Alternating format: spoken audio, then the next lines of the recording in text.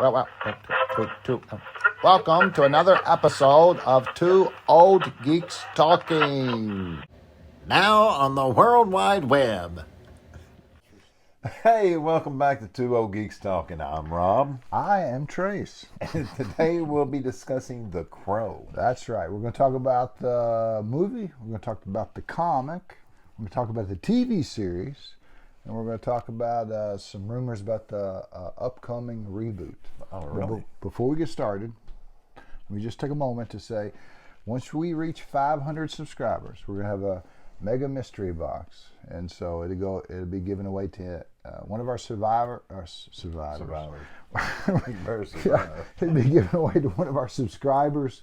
To enter, all you have to do is be a subscriber and comment on any of our videos. We're keeping track of it. Each time you comment, that's one chance to win. Once we reach 500, we'll have a special video, and we'll give away the mega mystery box. One of the things that's going to be in it, $100 Visa gift card. Nice. So cool. Yeah. So before we go, let's see. Have you read the comic? Nope. Well, first of all, the comic is written by a guy named James O'Barr, and it's kind of like the story behind the story. A lot of people love the Crow movie, but they never have read the comic. Okay. And they don't know the story behind it. But James O'Barr had a real rough childhood. So he doesn't even know when he was born. You know, his mother, she stayed drunk all the time, and she took him into the hospital after he was born, and he couldn't remember when he was born. Okay. And so they just picked him. They just give him a birthday. So they couldn't tell exactly when he was born. He was taken from his mother and put in foster care. And he stayed there for years and years and years. And he said some of the families that he was with shouldn't have been allowed to raise pets, let alone kids. Children, yeah. So his way of coping and to stay out of trouble was just to go over in the corner and not say anything to anybody and just draw. So he thought, if I stay over here and I just draw and I just leave them alone, they'll leave me alone and everything will be cool. So he finally got adopted, and so he went through hell as a child.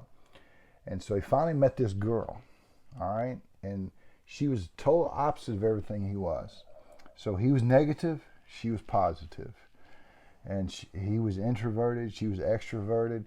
She looked at everything through light, and he looked at everything through darkness. And so they were polar opposites of each other, but she was pulling him out of that. Okay. And he said he felt like, in an interview that I saw with him, he said he felt like all the crap that he'd gone through when he was a boy, he was finally getting his reward. It was finally the pot of gold at the end of the rainbow. And so they got engaged to say that he loved her. I mean, for several years they didn't spend a day apart, and she was killed by a drunk driver. And so to cope with it, he went back to his coping mechanism when he was a child, and he started drawing the Crow comic. And the Crow is based on a story where a guy named Eric Draven has his fiancee killed, and he is killed also, and he comes back. A crow brings his vengeful spirit back. Right. And he comes back and he tracks down the men that killed his fiancee and himself. And so that's what the comic was based on. And he said it took him years to draw the comic, because he would draw it, and when he would draw it, he would get depressed. And so he could only draw it for like maybe an hour or two, and he had to quit because he was going to every time he drew that comic, he was going back to that dark place. Right. And so finally he finished it, and he showed what he had to a company called Caliber, and they just snatched it right up. And so Caliber was a small but growing comic book company. And so the print run was super low. So that first comic, I've seen it in decent shape go for $10,000, and I've seen it in pristine shape go for around $30,000. So it's hard to come by. That second printing, because it was so popular, but the first printing is the one that's outrageous. Of course, the second printing was a low print run as well. So was it just a one series? Was there just, It was going to be one series. He's went back and been involved in other things since then, but some sequels and things like that. And some other artists and some other authors has tackled the Crow. But that original book, when I read it, he had different art styles through the whole thing. Where his art grew over the years. Okay. He spent years to That's draw it. understandable, yeah. And plus, he drew in black and white. Most comics are in color, and he liked the black and white medium because he said he felt like it set a mood, and he said sometimes he thinks that sometimes, in his opinion, adding color to a comic takes away from the art somewhat. Okay. And so is a black and white comic. So it got picked up in 1994 to make a movie, and they only spent $15 million on it, and but it made $150 million. And really, if it's not the first rated R superhero movie, it's got to be one of the first. Right. Okay. But it certainly was one of the most successful. And to be honest with you, a lot of people, they will rewatch it around Halloween. This is our Halloween special. Right. But a lot of people never even knew it was a comic book. To this day, right. they just look back on it as just a good movie. But it's about Eric and Shelley Draven, and of course the person that played Eric Draven was Brandon Lee, son of Bruce Lee. Well, before we get into the movie, Yes. I got a question. How far did the movie vary from the comic book? Because I've heard that they've deleted characters. Like in the comic book, there was a skeleton character, and they deleted him from the movie. They literally was going to put him in the movie, had an actor, had him made up, and deleted him from that movie. Well, it's rare that there's ever an exact adaptation of a book or an exact adaptation of a comic. Right. So it was tweaked somewhat, but it worked. First of all, it had an incredible soundtrack, and it was really the soundtrack of that '90s generation. I mean, you had Nine Inch Nails, you had The Cure, you had Stone Temple Pilots, you had all these great bands, Rage Against the Machine. So, a crappy soundtrack for that exact same movie would have pulled it down. Yeah, but right. Just like Highlander and Queen, that really sent it over the edge. Right. Well, this soundtrack really sent this over the edge as well. And so, if you get a chance to check out that soundtrack, definitely do it. But so Brandon Lee, I was already a fan of Bruce Lee. I grew up loving martial art movies. And so, had you seen Brandon Lee in anything else before The Crow? I knew that he was in any other. I knew he was in other features, and what I'd seen of him, they were kind of campy, kind of not good. Yeah, low budget. Yeah, right. Yeah, he was in Big Trouble in Little Tokyo instead of Big Trouble in Little China. Okay. It was a play on that, and he was in something called Rapid Fire. But he was trying to fill some big shoes. He kind of went into the martial arts realm because, hey, my daddy's Bruce Lee. Well, he was riding off his daddy's skirt tail, wasn't he? Well, I mean, you can't really fault a guy if your dad's Bruce Lee and you're interested in getting movies and you can throw that out there. But yeah, he went into the martial arts. He wasn't the martial arts his dad was, Right. but he was a better actor. And really, The Crow isn't a martial arts movie. True. True. So he tackled something different, and I think he would have only got better from there because he really had a real good presence in that movie.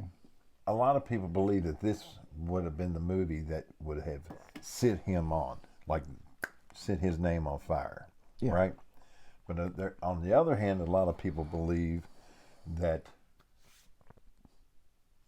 there's more popularity in death. That Bruce Lee's popularity really was good, but became better after his death, and that Brandon Lee's popularity wasn't that good, and he only became popular after his death. Death caused their success. There's some truth to that, and in my opinion, I mean, whenever you die at the pinnacle of your craft, whether you're Marilyn Monroe, James Dean, Right. Whenever you I understand Bruce Lee was at his pinnacle. Yeah. Brandon wasn't at his pinnacle. No, but there's some mystique about death, and he could have been at his pinnacle. Who knows? But I mean, the thing is that there's some mystique about you're always eternally young. When you look back at Marilyn Monroe, there are no old pictures of Marilyn Monroe. No, right. James Dean, there are no old pictures. So if Bruce Lee had stayed alive or Brandon Lee had stayed alive, you would saw his career go up like most careers. Right. And then go down. And you would saw physically he would have gone down. Right. And so, there would have been some type of fall of grace that you don't see whenever you die young. But right. Personally, I would rather grow old.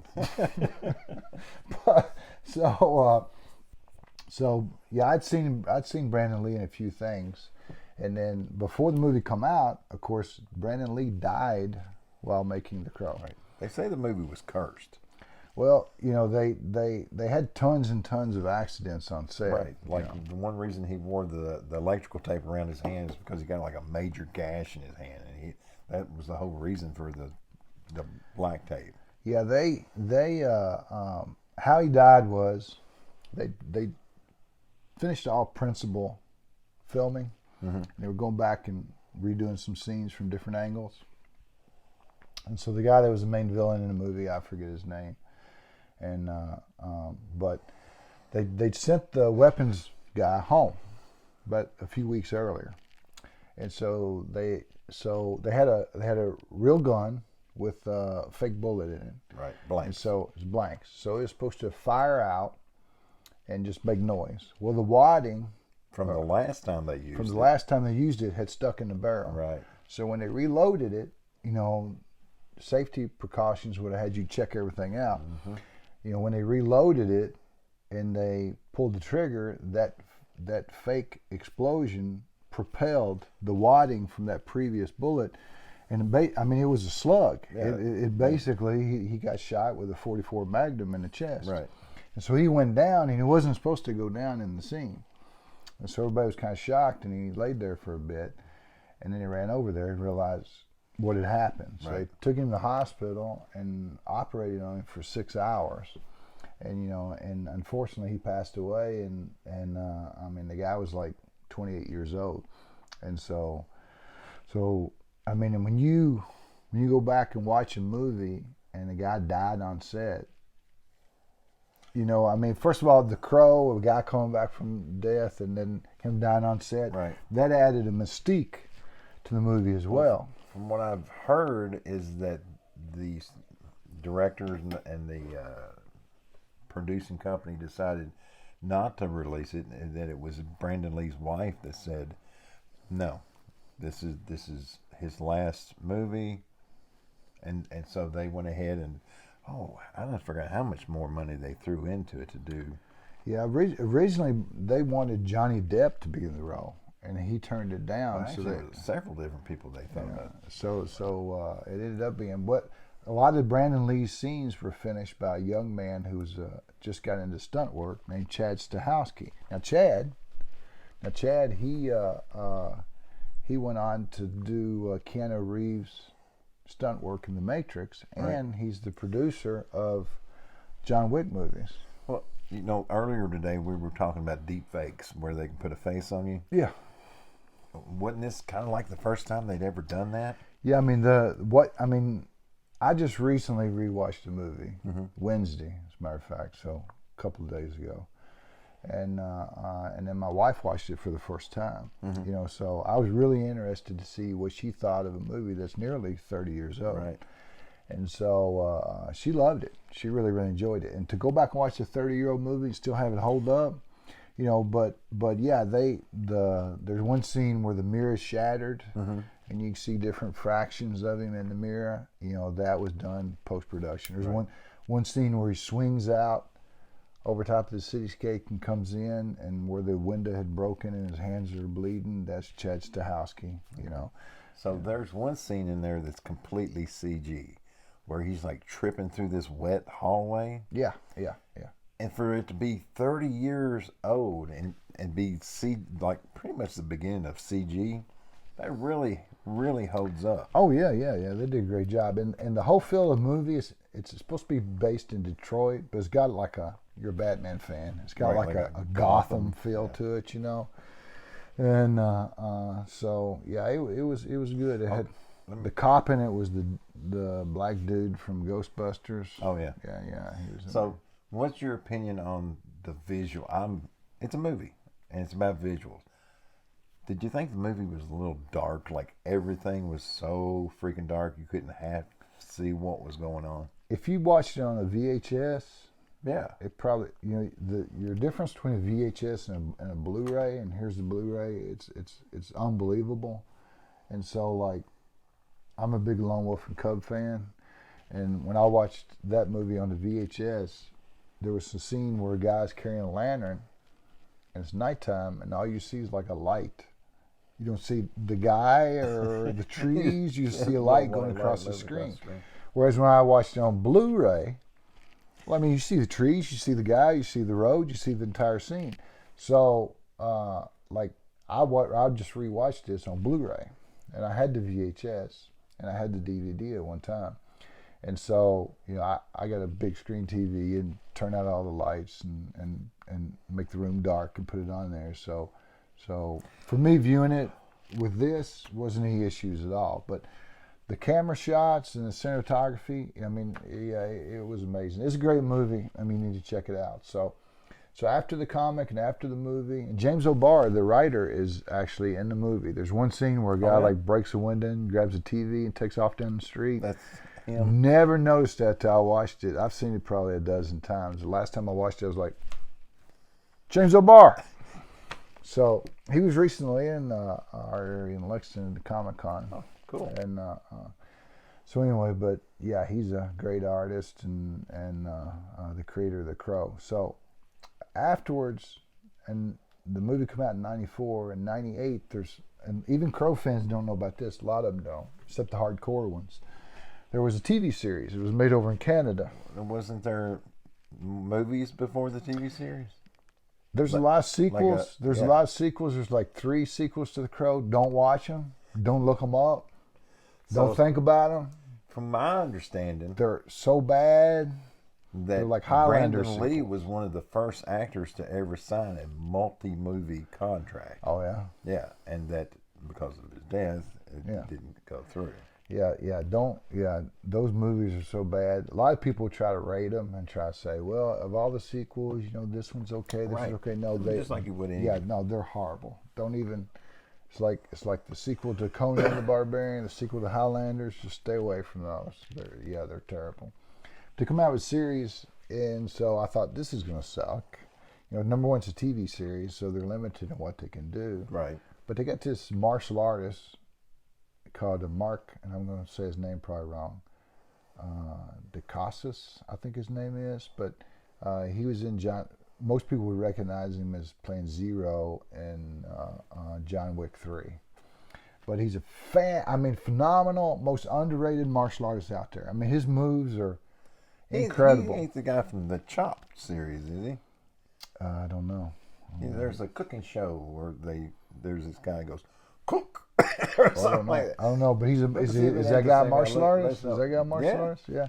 Because this guy, his martial arts skills top notch. And I've been a fan of his for years. So he kind of had the Brandon Lee look, the long, dark hair, dreadlocks. And, Brandon Lee was half Chinese. And I don't know what Mark's nationality is. Right, back head. But I mean, he looked the part. Series ran for about 22 episodes, and it was good. I mean, it was actually good. Now, it's not on the same level as the movie. The original. Yeah. But, I mean, for a TV series, to be honest with you, if you're a Crow fan, you do yourself a disservice not watching it. Okay. Yeah, stay away from sequels. Watch the series. So, like everything else in Hollywood, what are they going to do to The Crow? They're going to multi-market it? They're going to reboot it. Oh, they're going to reboot it? So they've been thinking about rebooting it for a while. And the difference between a sequel and a reboot is a reboot, they go back and tell the original story again. So Tom Hiddleston, the guy that played Loki. Oh, yeah. Yeah, he was involved in one, and then it fell through. Jason Momoa was involved in one, and actually did a screen test where he had this crow makeup put on. I posted some pictures on our Facebook page. Oh, yeah? And I like Jason Momoa, and that would have been interesting to see him. But they've got a guy named Bill Skarsgard. He played It in the horror movies. Oh, yeah, the clown. Yeah. And he comes from a family of great actors, and he's kind of got the look. He's kind of got this real kind of odd look about him, and so it'd be interesting to see how he does. Now, to me, there's no need to redo it. No. I mean, to me, I just got through rewatching it. It's almost 30 years old, and it's a fantastic movie. And why does Hollywood want to reboot everything? Because I don't think Hollywood has really came up with an original ideal on any movie in a while. They just regurgitate what they know works. Yeah, I think you're right. I think what they do is they're afraid to risk. It's like they're going to Vegas. You're making a movie, you're putting it out there. Right. It costs this much, you want to make this much. And so why take a risk on an unknown property when we can just take something that has a built-in fan base and try to do that? I was playing with that. It made me think about a fact about the Crow. Did you know there was no crows in the Crow? Yeah, there was a crow in a crow. No, those were ravens. You can't train a crow, so they trained ravens to play crows. Is a raven not a crow? No. Raven's not a crow? Nope. Well, I learned something today. I can go to bed now. And now you know. Right. So, any final words on the Crow? No, just this. Our younger brother, Matthew, bequeathed this to you. It was his Crow action figure. I believe you gifted it to him. Yeah, I gave it to him for Christmas years ago. It was part of the McFarlane series. And he is actually a bigger crow than you and I. Yeah. And we've been trying to coax him to come on the show for quite 2 some years? time. Yeah. So he's a big Highlander fan. We tried during a Highlander video. And we tried during the Crow. And so we'll keep trying. Yeah. We'll keep trying. Maybe we'll just drug him and drag him on here one day. Yeah. But yeah, McFarlane, he does pretty darn good action figures. And I mean, this one's probably a good 30 years old. Oh, it's got to be. Yeah. But the Crow is Hot Toys did one recently. Sideshow's done one. So I mean, Sideshow just come out. No, Hot Toys just come out with the Crow figure. So they're still making money off of Brandon Lee's likeness and that movie. But if you haven't checked it out, it's a great movie to watch during Halloween. Big screen TV, Blu-ray. Turn up the lights, popcorn. Promise you, it's worth it. So you done, man? I think I'm done. All right, we're done. We're done. We're done. We're done. We're done. We're done. Poke me with a fork, I'm done.